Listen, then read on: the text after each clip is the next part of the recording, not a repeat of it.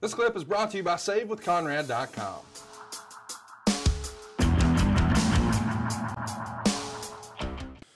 One last one, and we'll wrap this one up. By the way, next week we're going to be back with Fastlane 2016, the follow-up effort to our most recent pay-per-view, Royal Rumble 2016. So February 2016, we're going back 5 years here next week. But let's finish up here. Ask Arn. Wayne wants to know, Arn, there's been a lot of chatter lately about the veterans of the business opinions about today's wrestlers being soft or coddled. You were there for both eras. What's your opinion?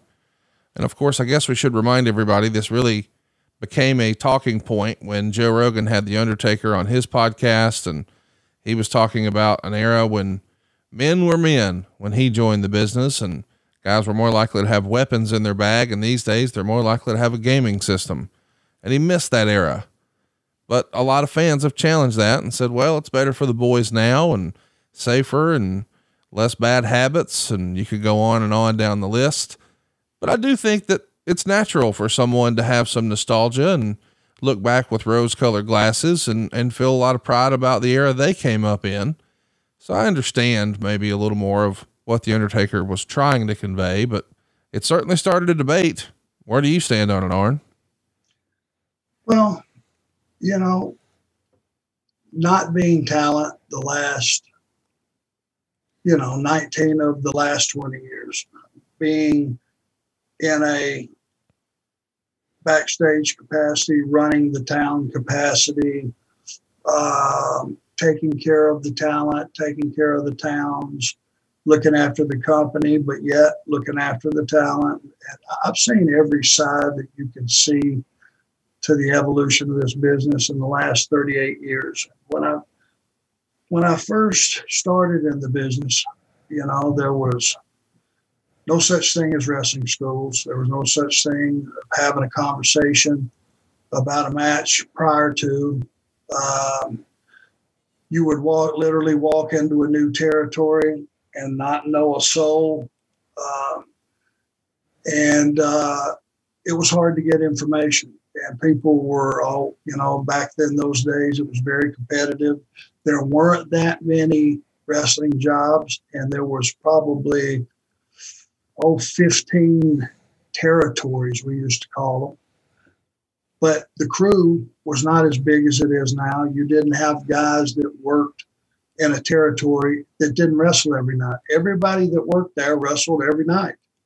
So you didn't have leftovers, and you didn't have guys that if somebody got hurt, you had somebody to put in that situation. We didn't have the company provide athletic tape. We didn't have the company provide doctors or trainers or any of those things, certainly not meals. It was you arrived at the arena, you brought your gear, you brought everything you needed to work. If you wanted to have a bottle of water in the back, you better bring it because nobody was going to provide it. And like I said, the medical care back then, we were a bunch of crackpot chiropractors adjusted each other. From what we learned from our chiropractor at home. Well, here, let me push on this. Your rib head's popped out. Let me, I have that trouble too. Here's how my guy at home gets it in, and we would work on each other. And you traveled together, no matter what, because it was the only way you could save money. 4 guys would get in one guy's car. He would charge 4 or 5 cents a mile, and he would drive his car to the town. Next week, the next guy would, and you would pay him trans, which is short for transportation. It was just one of those deals that if you got hurt, you still better figure out a way to tape it up, get to the ring. It didn't matter that you didn't have a 4-star match, but it did matter that you made the effort to get there and do something so that there was no such thing as substitutions. People did not miss towns in those days because if you missed a town, it was a major conversation. If you missed 2, there was probably no conversation. You were gone. So the business was completely different. I think today it's a good thing that we have, you have drug testing and you have people medical crew there at the arenas at all times. And you have everyone looking at, hey, that was a bad bump. Think that could be a concussion, better shut it down here. I think the care of the athletes is better. That I agree with. Certainly the fact that we're working our way towards everybody having insurance, that walks to the ring is definitely a good thing, because in the old days, if you blew your ACL out or MCL, or you had a broke leg or whatever it may be, buddy, you didn't get paid, not right. one dime. And if you were a guy that wasn't positioned right, and hey, he just blew his ACL out, he's done for 5 months, no matter what we say, that guy was suddenly out of a job. And that got pretty scary. But it was, the nature of the business. You didn't get paid unless you worked. I love the fact that there's guaranteed contracts. I think the guys should have guaranteed contracts. They go out and they put their self on the line, they put their body on the line, and they do something, especially in today's world, which it's going to be batted back and forth. How much is too much? But guys take risk and ladies take risk, and they get hurt more often than before. And part of that mentality is because back when I first started, if you got hurt, guys, your family was screwed because you didn't have a job and you weren't getting paid. That had a lot to do with, hey, am I going to do this superplex or this thing out to the floor or moonsault out to the floor or not? Probably not. And the evolution of the business now has bigger bumps, more dangerous bumps. There's there's a lot of risk out there, and the business, I don't know if the guys are pampered is the right word.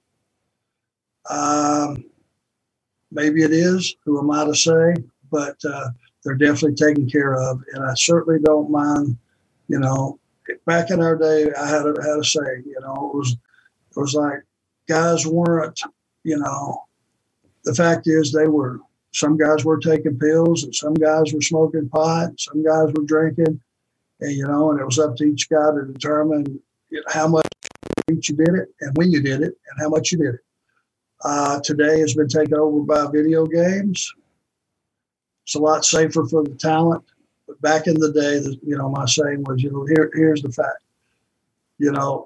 These guys are much more manageable because they're a lot easier, because they all live pretty clean and they eat clean, and there's not the drug abuse issues and a lot of alcohol issues with the talent. Video games has replaced it. But back in the day, here's the reality. Everybody could work. And you weren't giving guys that had, no experience, very little experience. When you looked around a locker room, everybody in that locker room could work because they had to have a job. You couldn't get a job either unless you had a credible gimmick, or mostly it was because you could work. And that was the difference of then and now. They're taught over time instead of walking in the door with experience. And I think that's it puts a lot of pressure on the young guys who have never even thought about being a wrestler until somebody said, hey, you want to be a wrestler? You got a great look. Well, I don't know. Let's see. Back in the day, it was your life. And that's the difference in the mentality. Well said, kind sir. Hey, it's Conrad Thompson. Thanks for checking out the podcast here on YouTube. Be sure to hit the subscribe button and the notifications bell so you get a notice anytime we upload some new content. And go save yourself some money right now. If you're in a 30-year loan or you have credit card debt, it's not a matter of if I can save you money. It's a matter of how much. Find out right now for free at SaveWithConrad.com.